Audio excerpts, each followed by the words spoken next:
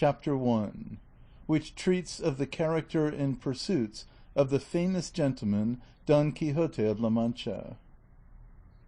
In a village of La Mancha, the name of which I have no desire to call to mind, there lived not long since one of those gentlemen that keep a lance in the lance rack, an old buckler, a lean hack, and a greyhound for coursing. An olla of rather more beef than mutton, a salad on most nights, scraps on Saturdays, lentils on Fridays, and a pigeon or so extra on Sundays made away with 3/4 of his income. The rest of it went in a doublet of fine cloth and velvet breeches and shoes to match for holidays, while on weekdays he made a brave figure in his best homespun.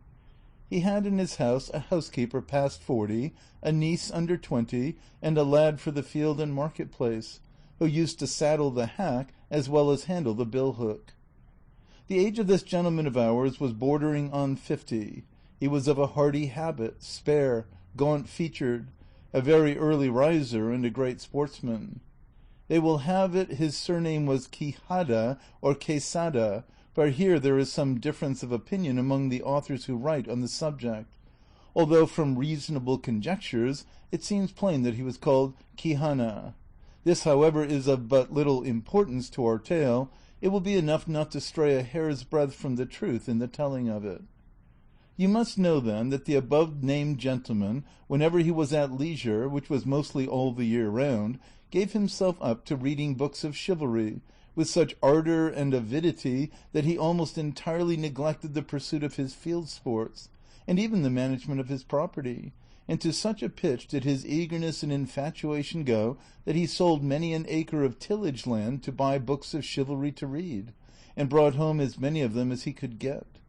But of all there were none he liked so well as those of the famous Feliciano de Silva's composition, for their lucidity of style and complicated conceits were as pearls in his sight,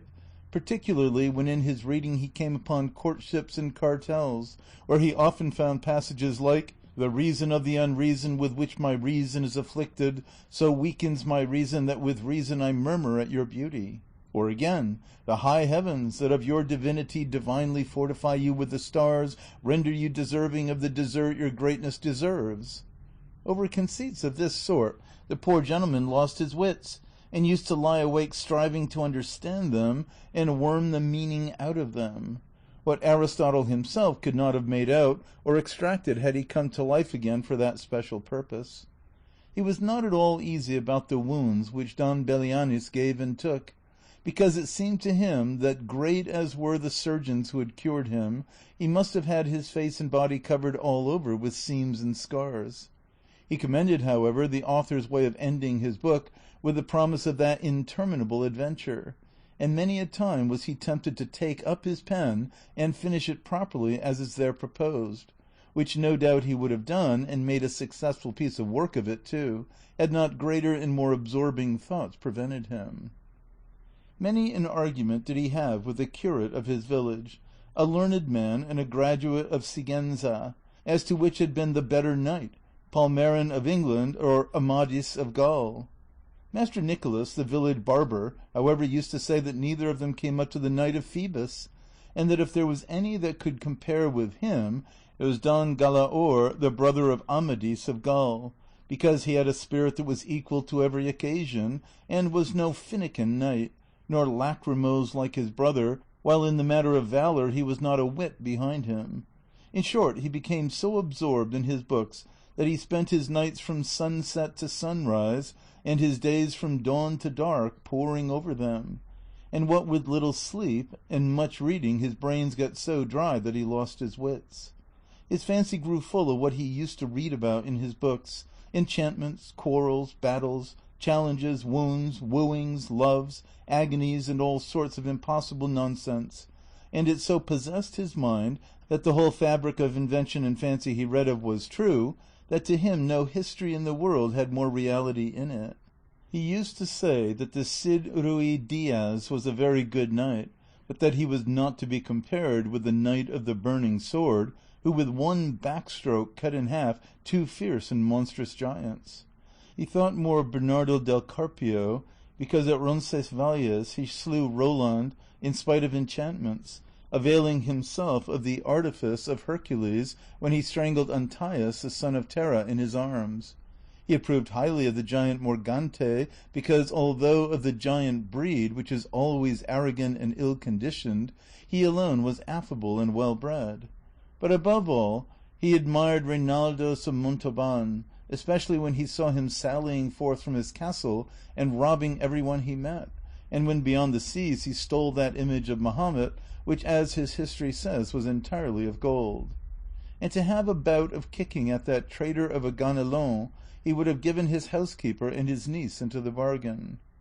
In short, his wits being quite gone, he hit upon the strangest notion that ever madman in this world hit upon, and that was that he fancied it was right and requisite, as well for the support of his own honour as for the service of his country, that he should make a knight-errant of himself, roaming the world over in full armour and on horseback in quest of adventures, and putting in practice himself all that he had read of as being the usual practices of knights-errant, righting every kind of wrong, and exposing himself to peril and danger from which in the issue he was to reap eternal renown and fame.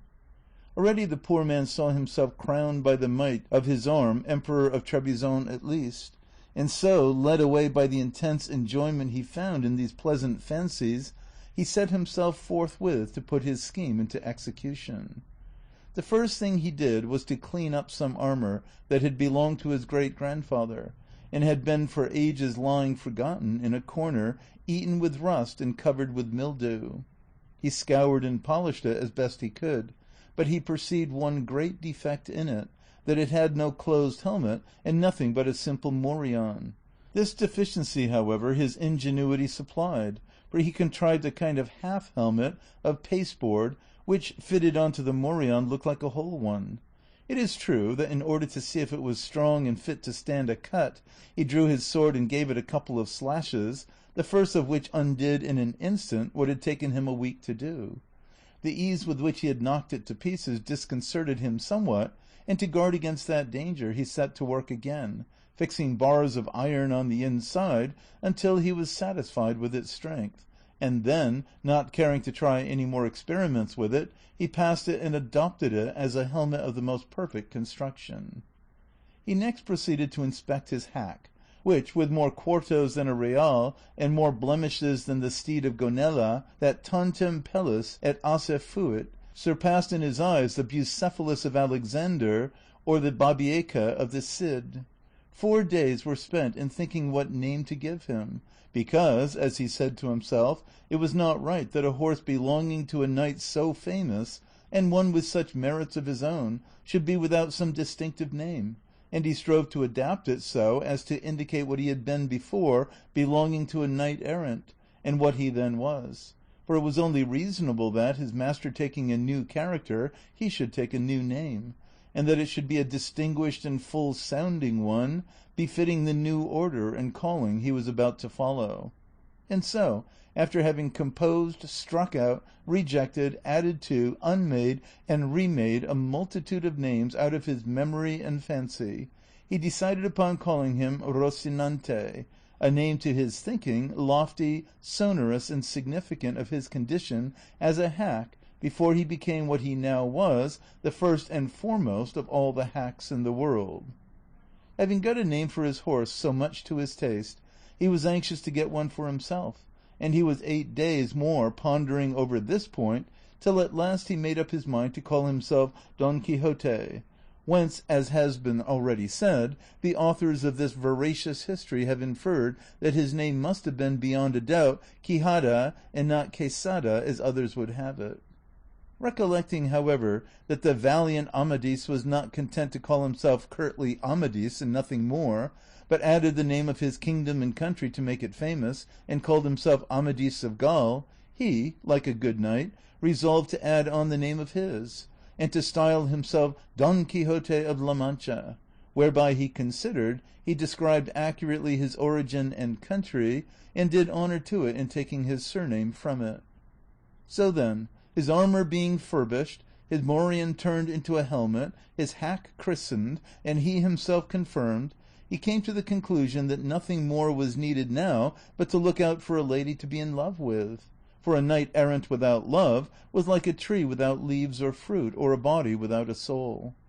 As he said to himself, if for my sins or by my good fortune I come across some giant hereabouts, a common occurrence with knights errant, and overthrow him in one onslaught, or cleave him asunder to the waist, or, in short, vanquish and subdue him, will it not be well to have someone I may send him to as a present, that he may come in and fall on his knees before my sweet lady, and in a humble, submissive voice say, I am the giant Caraculiambro, lord of the island of Malindrania, vanquished in single combat by the never sufficiently extolled knight Don Quixote of La Mancha, who has commanded me to present myself before your grace, that your highness dispose of me at your pleasure. Oh, how our good gentleman enjoyed the delivery of this speech, especially when he had thought of someone to call his lady. There was, so the story goes, in a village near his own, a very good-looking farm girl with whom he had been at one time in love, though, so far as is known, she never knew it nor gave a thought to the matter. Her name was Aldonza Lorenzo, and upon her he thought fit to confer the title of Lady of his Thoughts, and after some search for a name which should not be out of harmony with her own, and should suggest and indicate that of a princess and great lady, he decided upon calling her Dulcinea del Toboso, she being of El Toboso, a name to his mind musical, uncommon, and significant, like all those he had already bestowed upon himself and the things belonging to him.